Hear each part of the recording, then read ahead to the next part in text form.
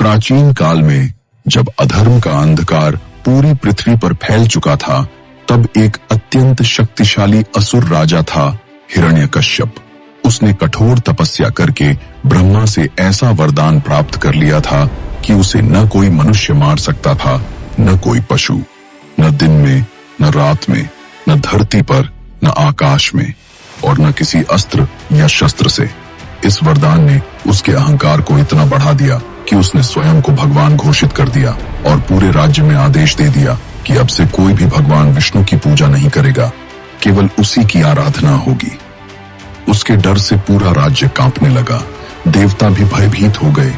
लेकिन उसी महल में एक ऐसा बालक जन्मा जिसने उस अत्याचार के सामने झुकने से इनकार कर दिया। वह था प्रहलाद। प्रहलाद बचपन से ही भगवान विष्णु का परम भक्त था। उसकी हर सांस में नारायण का नाम बसता था।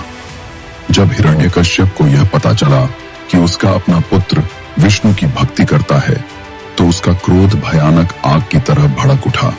उसने प्रहलाद को समझाने की कोशिश की, डराया, धमकाया, लेकिन प्रहलाद का विश्वास अटल था। तब हिरण्यकश्यप ने उसे मारने के कई प्रयास किए।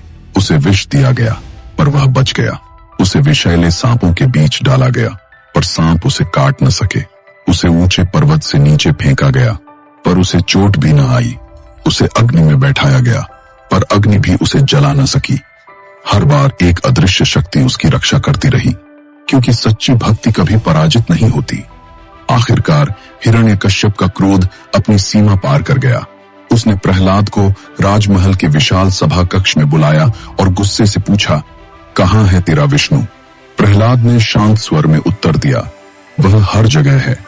हिरण्यकश्यप हंस पड़ा और सामने खड़े विशाल स्तंभ की ओर इशारा करते हुए बोला, क्या इस खंभे में भी? प्रहलाद ने बिना डर के कहा, हाँ प्रभु, हर जगह है। यह सुनते ही हिरण्यकश्यप ने क्रोध में आकर उस स्तंभ पर जोर से प्रहार किया और उसी क्षण एक भयानक गर्जना पूरे महल में गूंज उठी।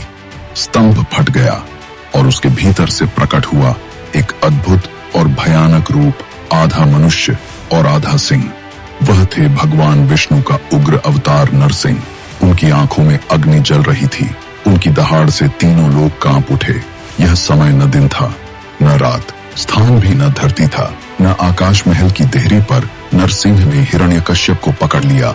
उसे अपनी जांघों पर उठाया और अपने तेज नाखूनों से उसका अंत कर दिया। इस प्रकार ब्रह्मा के वरदान का हर नियम टूट गया और अहंकार का अंत हो गया।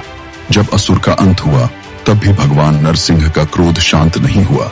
उनकी दहाड़ से देवता भी भयभीत हो गए और कोई उनके पास जाने का साहस नहीं कर सका। तब छोटा सा बालक प्रहलाद धीरे धीरे उनके पास गया, हाथ जोड़कर बोला, प्रभु, मैं आपका भक्त हूँ, कृपया शांत हो जाइए। अपने प्रिय भक्त की आवाज सुनते ही नरसिंह का क्रोध शांत हो गया। उन्होंने प्रहलाद को आशीर्वाद दिया और उसे धर्म का मार्ग दिखाया। इस प्रकार उस दिन पूरी दुनिया ने देखा कि सच्ची भक्ति कितनी शक्तिशाली होती है। वह स्वयं भगवान को भी प्रकट होने के लिए मजबूर कर देती है। यह कथा हमें सिखाती है कि चाहे अत्याचार कितना भी बड़ा क्यों न हो, अंत में सत्य और भक्ति की ही विजय होती है। और जब भी संसार में अधर्म बढ़ेगा, तब भगवान किसी न किसी रूप में अवतार लेकर धर्म की रक्षा अवश्य करेंगे।